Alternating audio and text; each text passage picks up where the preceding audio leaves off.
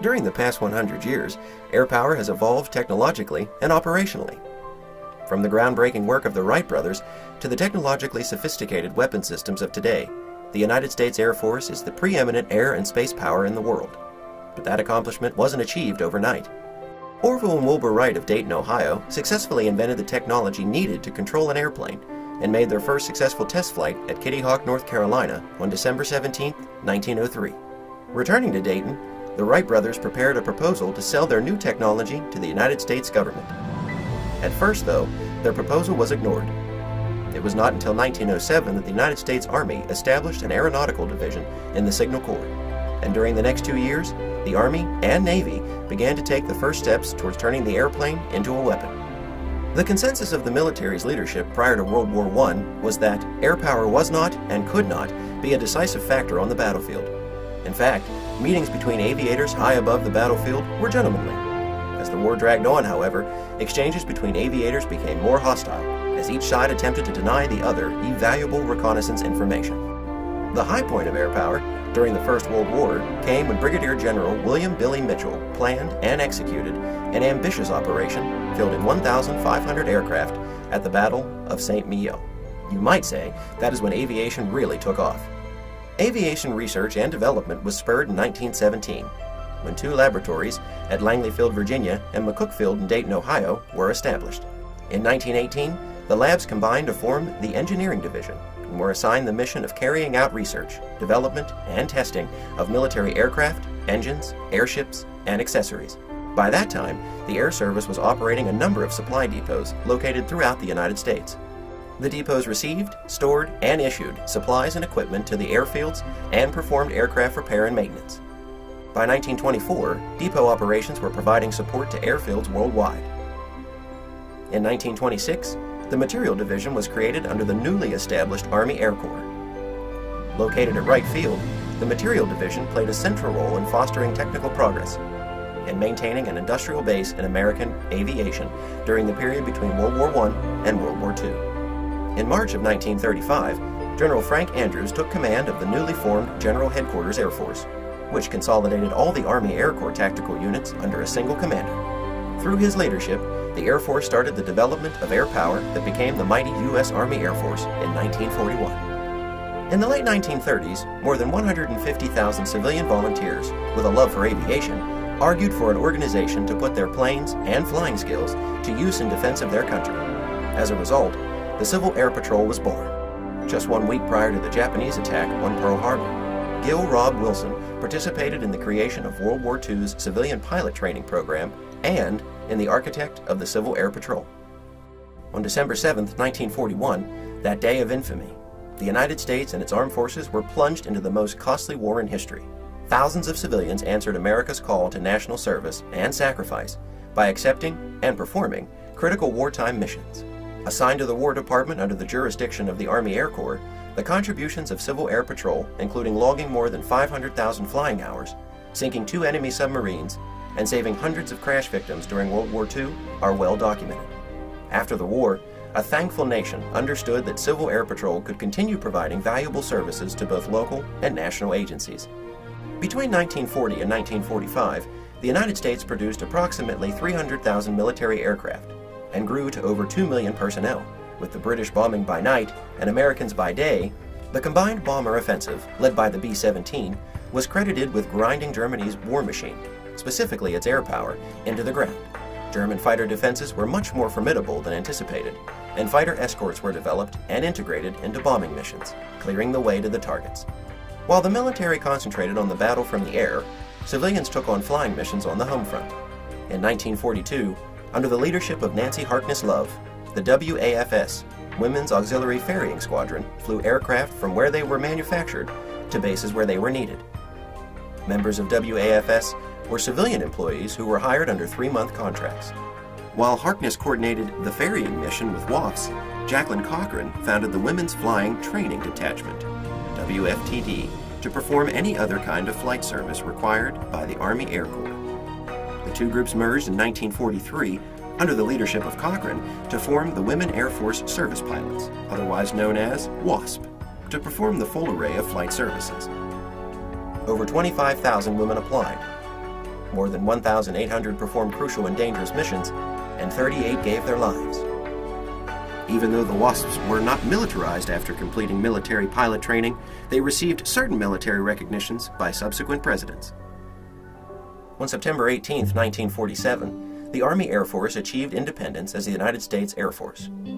It was established as an autonomous Air Force, but would not have control of Army, Navy, or Marine Corps aviation. William Stewart Symington, Jr., an American businessman and politician from Missouri, served as the first Secretary of the Air Force from 1947 until 1950. Previously, he served from 1946 to 1947 as Assistant Secretary of War for Air when the Army Air Force was a part of the War Department. President Truman also asked Cornelius Vanderbilt Whitney to serve as the first Assistant Secretary of the Air Force, working under Symington. He made things happen and was given credit for the early success of the new service branch. During this period, President Harry Truman also signed Public Law 476, incorporating Civil Air Patrol as a benevolent, non-profit organization. On May 26, 1948, Congress passed Public Law 557, permanently establishing Civil Air Patrol as the auxiliary of the new U.S. Air Force. The Air Force continued to expand throughout the 50s and 60s. Weapon systems grew in strength and in size. Hangars were rebuilt to accommodate the larger, newer aircraft. Maintenance equipment was upgraded, and logistic processes were redesigned around improved distribution and computation requirements, and contractors were hired to assist with the monumental workload. Computers continued to grow in importance and complexity. By July of 1961, the Air Force Communications Service had been established as a major command to manage the Air Force's growing communication systems. In 1952, the United States detonated the first thermonuclear bomb at Eniwetok in the Pacific. Just 9 months later, in 1953, a stunned world learned that the Soviet Union had detonated its own hydrogen bomb. The Cold War was really heating up. Over the next 3 decades, the United States Air Force evolved into the most powerful air force in the world. Whether supporting the war effort in Vietnam, pushing back aggression in Operation Desert Storm, or facing terrorists around the world, the United States Air Force is ready to respond anytime, anywhere, and in any manner necessary. The Secretary of Defense is the principal defense policy advisor to the President and is responsible for the formulation of general policy and policy related to all matters of direct concern to the use of the military in America's defense. Under the direction of the President, the Defense Secretary exercises authority, direction, and control over the Department of Defense, whose mission is to provide the military forces needed to deter war and to protect the security of our country. The Air Force is one of the 4 branches of the military that reports to the Office of the Secretary of Defense. The mission of the United States Air Force is to deliver sovereign options for the defense of the United States of America and its global interests, to fly and fight in air, space, and cyberspace. Through global vigilance, global reach, and global power, the Air Force is building out the nation's full spectrum of air and space force.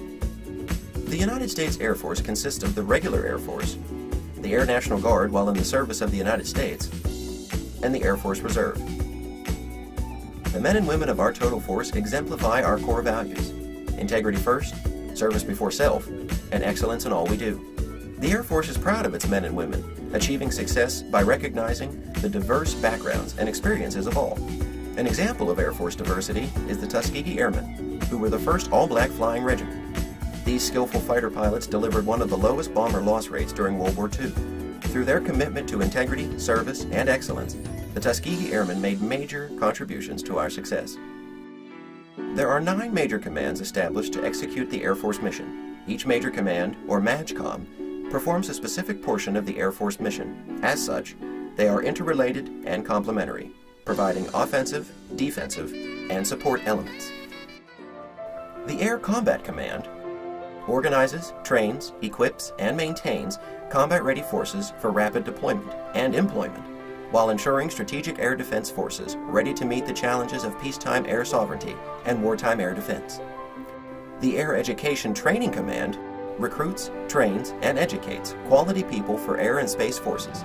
AETC grants professional education degrees and provides basic military, technical, and flight training. The Air Force Space Command assures access to space for America's warfighters. Additionally, the command's ICBM forces deter any adversary contemplating the use of weapons of mass destruction. The Air Force Special Operations Command is America's specialized air power and provides combat search and rescue, agile combat support, information warfare, psychological operations, specialized air and space mobility, and refueling to unified commands to support wartime tasking. The Air Mobility Command provides airlift, air refueling, and special air mission, and aeromedical evacuation for U.S. forces. AMC supplies forces to theater commands to support wartime tasking. The Pacific Air Forces provide ready air and space power to promote U.S. interests in the Asian-Pacific region during peacetime, crisis, and in war. The United States Air Forces in Europe plans, conducts, controls, coordinates, and supports air and space operations to achieve U.S. and NATO objectives based on taskings assigned by the Commander-in-Chief, United States European Command. The Air Force Reserve Command provides the nation's leaders with Air Force Reserve units and people who are trained and ready for duty at a moment's notice. The Air Force Material Command develops, acquires, tests, and sustains air and space power needed to defend the United States and its interests today and tomorrow. The Air Force Global Strike Command provides nuclear and conventional global strike capabilities. It aligns ground-based ICBMs, bomber forces, and other deterrence capabilities to conduct operations in support of combatant commanders worldwide.